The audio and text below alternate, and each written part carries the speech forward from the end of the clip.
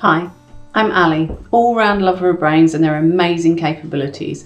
I'm a clinical, solution-focused hypnotherapist and mental health educator, and I support you to thrive and cope brilliantly with whatever life has in store for you. You could say I'm the Mary Poppins of mental health.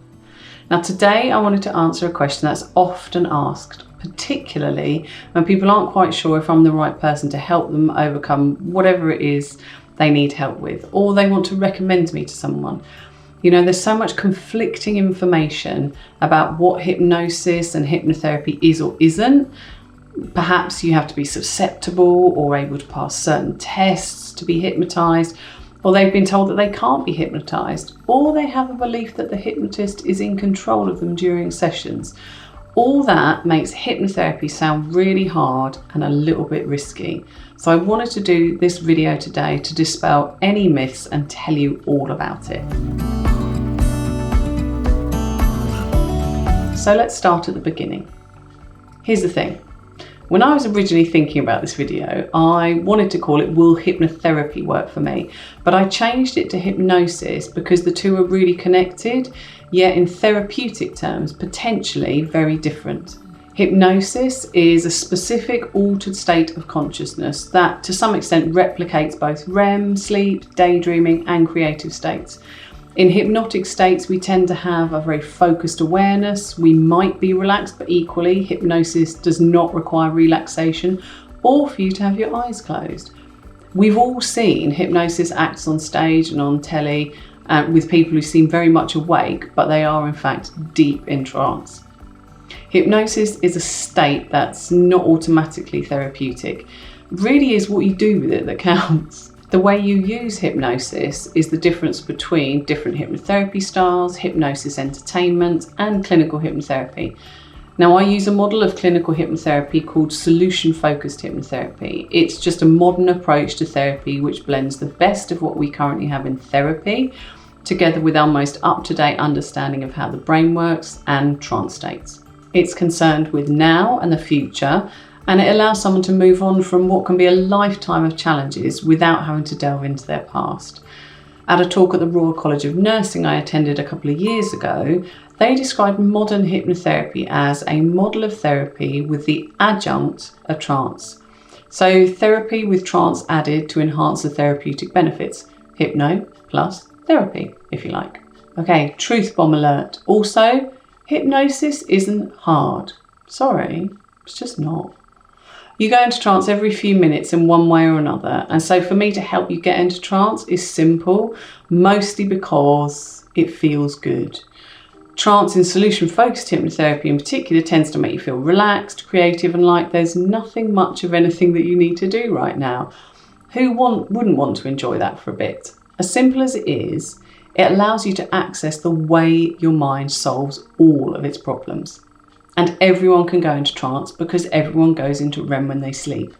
Do you know 11 days of no REM and people die? So yeah, you can be hypnotized. You might not have been able to be hypnotized the way you needed to be hypnotized for that particular practitioner, or you might just not have been comfortable to go into trance with them. There can be loads of reasons. When we use relaxation and trance states, we harness a thing called the default network. It's a system in the brain predominantly connected to helping us solve problems and achieve goals. And guess when this system comes online? That's right, when we're doing nothing too taxing in the brain. So things like daydreaming, running, driving our usual route to work, guided relaxation and trance states.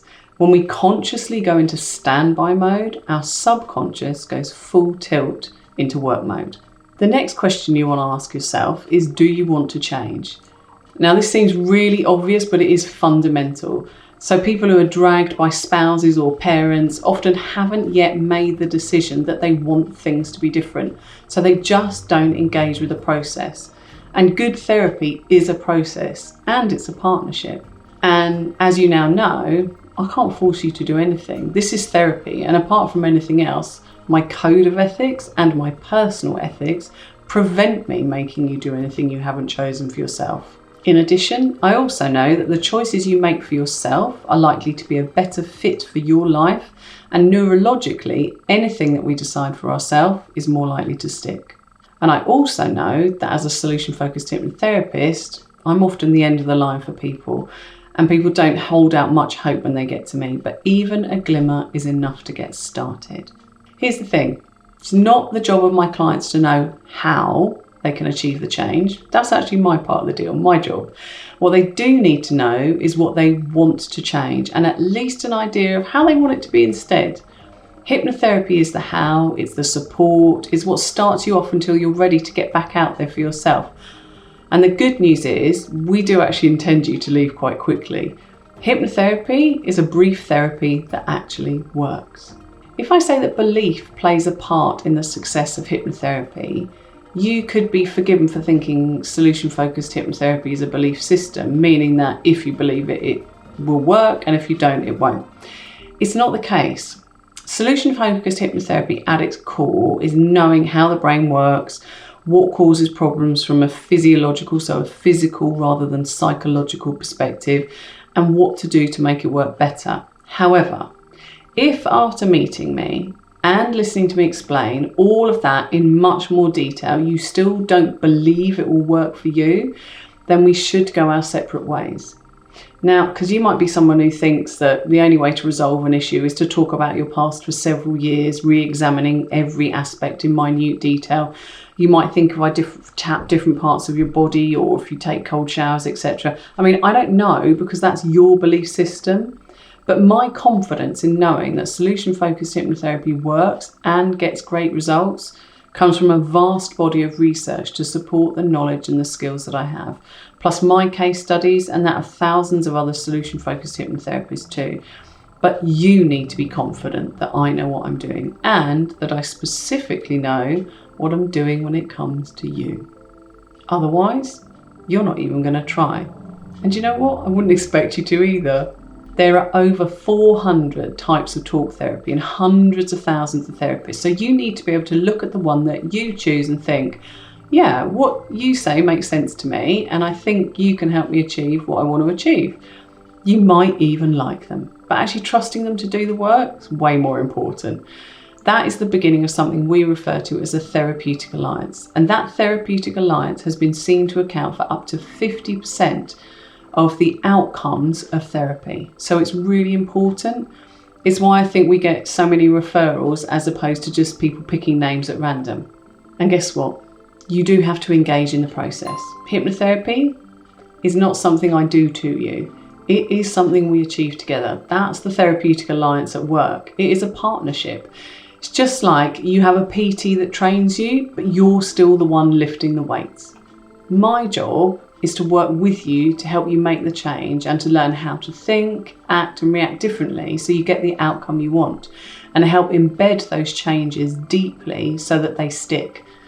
So if I ask you to listen to a relaxation audio every night, it's up to you if you do it. If I ask you a question in the session, there's a reason and you're probably going to want to answer it. My job is to set the conditions for success and the framework. Yours is to fill it up with content. Truth bomb.